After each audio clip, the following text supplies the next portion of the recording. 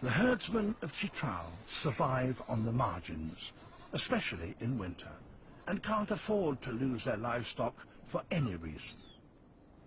But predators also have an urgent need to feed, and they make no distinction between wild and domestic prey. As animals descend to escape the snows, these conflicts become heightened.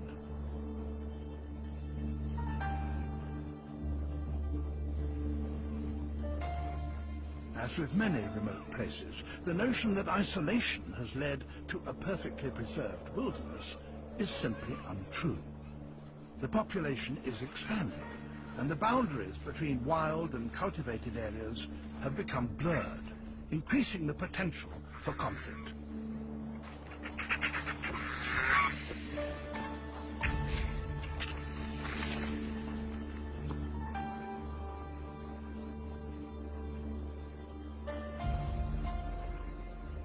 When the female reappears, it becomes clear that the proximity of livestock is not the real reason she's here.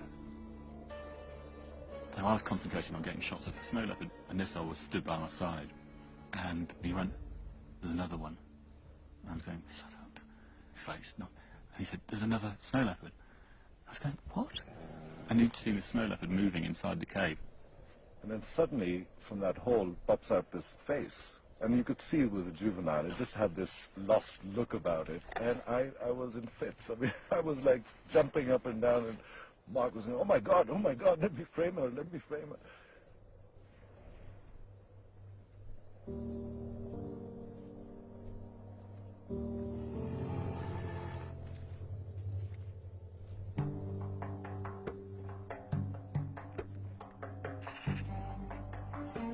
The next time Mark and Nissa find them, the young male cub has grown in confidence and is venturing further from the cave. He seems to have taken a dislike to the local magpies.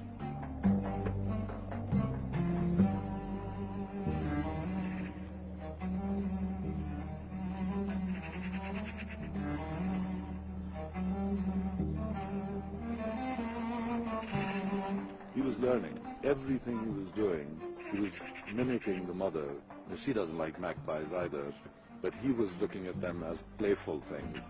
She probably considers them, a nuisance. There is playtime, and then there are times when a young snow leopard needs to pay proper attention. Whenever she went hunting, there was this amazing communication between them where she'd take a few steps, he'd start following, and then she'd just turn around and look at him, and he'd just look at her and then just slink away and go back and sit in the cave. Obviously there was a training going on which was not hands-on. It was look, but don't come near me. A one-year-old cub needs as much food as its mother. With 2 mouths to feed, the female is under pressure to kill regularly. News of an even more brazen attack on local livestock is of great concern to Nissa. This is the lady. When she came in, she pushed the door open, and the minute she did that, the leopard jumped out and pushed her back. She fell down and fainted, and the leopard took off. This one's actually been eaten from the back. It's pretty gory right now. Nissa knows a killing spree so close to where the mother is hunting is dangerous. She'll be blamed even if she's not the culprit. I'll say that if he goes up again with his livestock and the leopard comes back, what is he going to do? And he's saying that I'll just have to shoot him.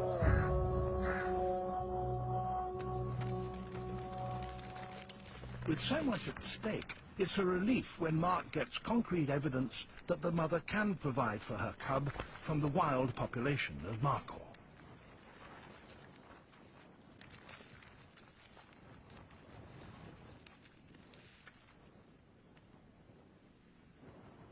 Her prey weighs as much as she does, and dragging it up a slope as steep as this must take enormous effort.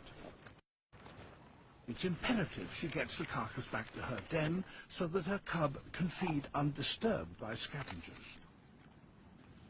But a single markhor won't feed the pair for long. Within a couple of days, she'll need to hunt again.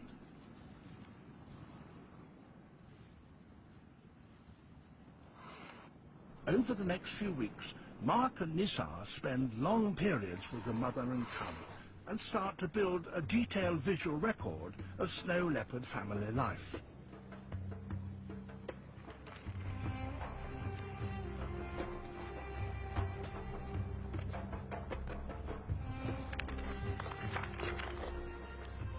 By capturing the pair on film, Mark and Nisar have started to bring the snow leopard from the realm of myth into the land of the living. Just as the crew are starting to realize how challenging it is for a leopard to survive in this terrain, filming is cut short by a catastrophe, one that shows how precarious all life is in these mountains. I was actually starting to enjoy being here with the crew and seeing the leopard. Pakistan had one of its largest earthquakes ever in the mountain areas. Close to 100,000 people died in that. The suffering and the kind of horror was beyond belief. We lost a whole generation of children. I mean,